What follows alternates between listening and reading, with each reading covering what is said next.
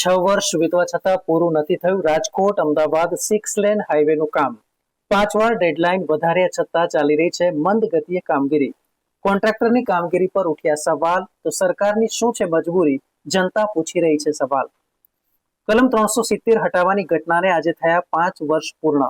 સુરક્ષા કારણોસર એક દિવસ માટે રોકવામાં આવી અમરનાથ યાત્રા, તો શાળા પણ એક દિવસ માટે રાખવામાં આવી છે બંધ. બાંગ્લાદેશના વડાપ્રધાન શેખ હસીનાએ આપ્યું રાજીનામું. અનામત આંદોલન વિરોધી હિંસા વ્યાપક બનતા દેશ છોડીને ભાગ્યા શેખ હસીના. આતંકીઓ દ્વારા વડાપ્રધાન આવાસમાં કરવામાં આવી તોડફોડ અને લૂંટફાટ. લાખો લોકો ઉતરી આવ્યા રસ્તા પર. ઠેર ઠેર આગજનીના બનાવો. સેનાએ સંભાળી બાજી. હવે બનશે વચગાળાની સરકાર. આર્મીએ દેશમાં લગાવેલો કર્ફ્યુ હટાવ્યો. બાંગ્લાદેશની હાલની સ્થિતિ વિશે વડાપ્રધાન મોદીને માહિતગાર કરી રહ્યા છે વિદેશ મંત્રી S Jaishankar. BSF Bharat Bangladesh border પર વધારવામાં આવી સુરક્ષા. ભારતથી બાંગ્લાદેશ જતી તમામ ટ્રેનો કરી રદ. પેરિસ ઓલિમ્પિકમાં ટેબલ ટેનિસમાં ભારતીય મહિલા ટીમ પહોંચી ક્વાર્ટર ફાઇનલમાં.